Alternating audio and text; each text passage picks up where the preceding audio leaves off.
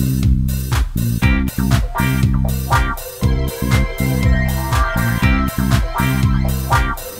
what is up, everybody? Welcome to the Michael Warbuck Show, where we talk pop culture news and other things that got my attention. Today is What the Friday. If you don't know what the Friday is where we talk about a bunch of crazy stories that happened within the past week, and you leave your favorite one in the comments below. So let's see what all craziness happened within the past week. Here we go. Our first story, kids. Have you ever wanted to go out drinking with your parents or people of age and you realize that, you know what, you're just not old enough? Well, if you move to Russia, you actually have a nightclub that you can go to where they serve you alcohol. It's called the Underground Garage. I'm not going to give you the direct link, but if you go onto this website and search Russian nightclub or something like that, you know, it's nothing crazy, it's just disturbing. That's the best way of putting it. Our next story comes from an Ohio man that was caught trying to make some love to an inflatable pool raft. Now, this man found this pool raft in an alley and decided to try to hump it behind a dumpster. So eventually somebody spotted him. They called the cops. The cops picked him up and they realized that this isn't the first time that this guy has been caught doing this. Up to 5 times. I guess he's just some crazy guy that goes around town humping stuff. Let's give it up for Germany real quick. Why? They have implemented a prostitute sex tax meter. Now, the ladies of the night can go and purchase this ticket for a little over $8. And this is to help provide the taxes to make sure that, you know, they're paying their dues for paying their dues. My question to you would be, if prostitutes had to pay tax, do you think that it would benefit your state? Is that a weird question of the day? Because it just seems like it really is. Not that prostitutes are ever a good idea.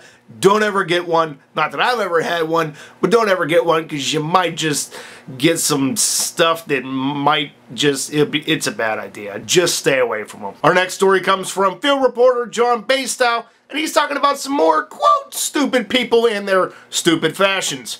Take it away, John. Thanks, Michael. Time to wear your snake bracelet and put a cheese cube on your head. There was one event this week that took Poe judgment to a whole nother level and made me go, what the f? The MTV VMAs. Some of you may have heard of it. That's one event that I have never been to, and I really wish I could have seen it in person this year because some of the pictures are hard to believe.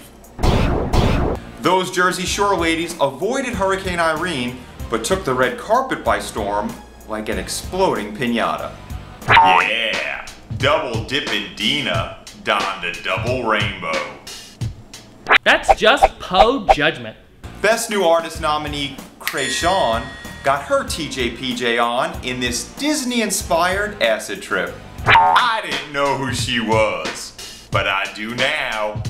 Winning. Katy Perry with that purple hair and colors only the heavily medicated would choose looked just like a character out of Dr. Seuss. She must love those books with that sassy cat to walk on stage in a cheese cube hat. Justin Bieber channeled the special with a big ass set of glasses and a living snake bracelet. Is that Justin Bieber or Simon from Real Housewives of New York? Then I saw this creepy dude, Joe Calderone, looked like he was a little underdressed for the awards and might have bad BO. That's not a man, baby. But all others paled in comparison to one epic display of Poe judgment. Dressed like a failed shoplifting attempt at Toys R Us, Nicki Minaj, I think you've begun your descent into crazy. That little surgical mask adds a nice touch. Honey, that is a hot mess. I'm John Basedow. That's the news that made me go, what the f?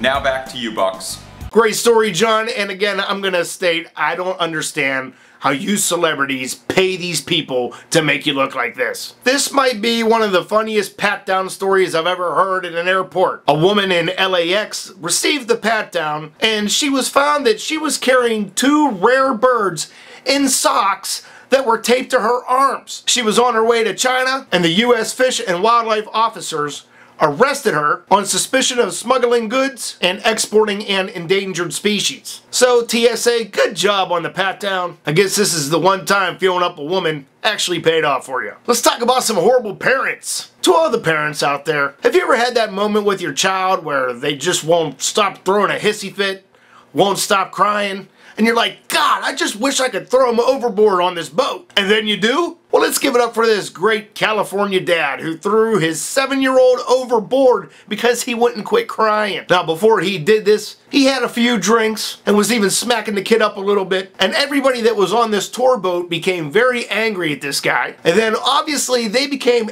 extra angry when he threw him overboard. The harbor police came and rescued the boy just before the dad was like, I better jump overboard too to, try and save him because he isn't that great of a swimmer. So the guy was arrested on child endangerment and resisting arrest. The kid was given back to the mother. Luckily, the mom and this guy, they got divorced back in 2007. But his girlfriend said, you know what, they were just roughhousing. And he was kind of drunk. Great parenting, dude. And our final story that popped up this week, let's talk about this New York City housing worker that caught a 3-foot rat in the Marcy apartment complex. And the funny thing is that residents were like, yeah, we've seen it, hanging out with other rats. So this guy catches this rat on a pitchfork, stabs it. Now, I'm not going to show you the picture because I'm sure a lot of you might be, animal lovers to the hardcore supreme lovingness of animals. But in this kind of case, if you had a 3-foot rat coming after you, it's not like you're gonna try to pick it up and be like, oh, you're a good rat. You're such a good rat. I would kick that thing, punch it in the face, baseball bat, light it on fire, I don't know. So great job to this housing worker who caught this rat. And my second question of the day would be, if you saw a 3-foot rat in your apartment, what exactly would you do? Move? Or try to kill it? Then again, if this rat was 3 foot big, I would probably call Chuck Norris. And he would probably even shit his pants. Alright guys, that's going to be today's show. If you want to check out everything that I talked about today, check out the links in the description below. Don't forget to subscribe to my second channel for my random vlogs. And don't forget to subscribe to my new 4th channel, Michael Warbucks 4. It's where I have little 1 to 2 minute videos of pop culture news updates. Simple as that. I'm going to be using that channel on other days that I'm not doing this show. So make sure you go subscribe. And of course, for more pop culture and WTF news, don't forget to subscribe to this channel. Please rate, comment, favorite, and share this video.